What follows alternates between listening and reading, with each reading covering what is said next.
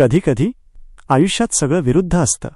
जमीन कोरडी, वेळ प्रतिकूल, लोक नकारात्मक, पण तरीसुद्धा एक छोटीशी आशा आणि मनात जिद्द असली की ती बदल घडवते.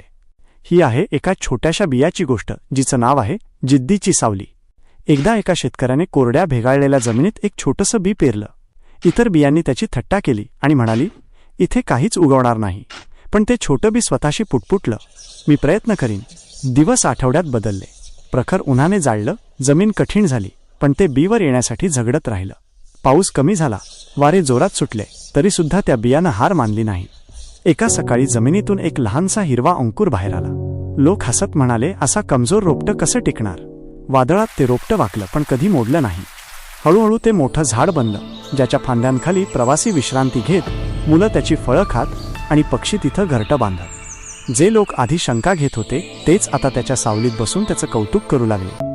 त्या छोट्या बियानं सिद्ध करून दाखवलं की खरी ताकद आपण कुठं रुजवलो आहोत यावर नाही, तर आपण किती जिद्दीने वाढतो यावर अवलंबून असते. शिकवण, आपण कुठं आहोत यावर नाही, तर आपण किती धैर्याने प्रयत्न करतो यावर आपली ताकद अवलंबून असते. तुमचं आयुष्यही कधीकधी कोरड्या जमिनीसारखं वाटेल, कुणी तुमच्यावर विश्वास ठेवणार नाही. पण लक्षात ठेवा, तुमचं बी तरी झाड होऊ शकतं, जर तुम्ही प्रयत्नांची सावली होऊन उभं राहिलात तर मित्रांनो, जिथं आहात तिथूनच सुरुवात करा आणि जिद्दीची सावली बनून वाढत राहा. तुम्हाला ही गोष्ट आवडली असेल तर लाईक, शेअर आणि सबस्क्राईब नक्की करा आणि कमेंटमध्ये लिहा तुमच्या आयुष्यातील ती एक गोष्ट जिच्यासाठी तुम्ही कधीच हार मानली नाही. पाहत राहा लिटिल वंडर्स, प्रेरणा देणाऱ्या अशाच गोष्टींसाठी. धन्यवाद.